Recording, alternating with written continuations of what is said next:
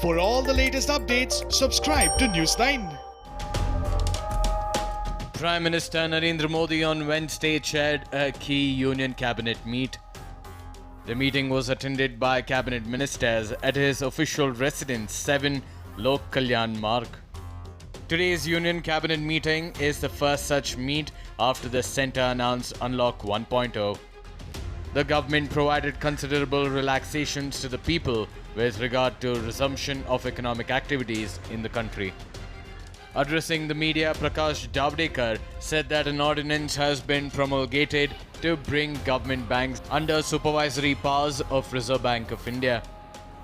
This includes 1,482 urban cooperative banks and 58 multi-state cooperative banks.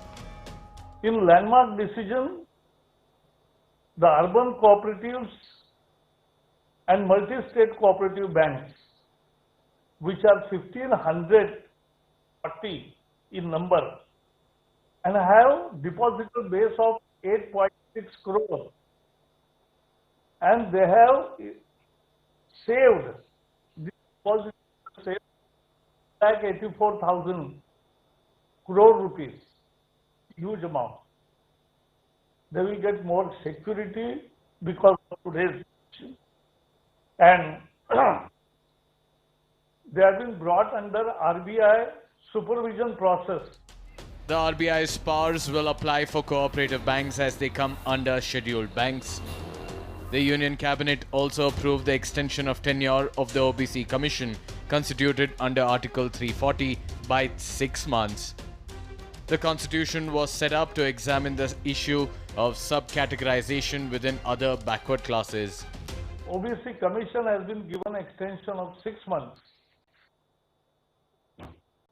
to sort out the anomalies and inconsistencies and, more importantly, inaccuracy. To boost the tourism sector in Uttar Pradesh, the cabinet has approved the proposal to declare Kushinagar Airport as an international airport.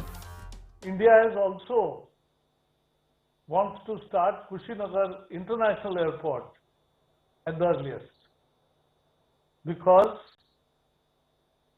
it will give fillip to the Buddhist circle tourism, and particularly pilgrims from Southeast Asia and Sri Lanka will come in large number.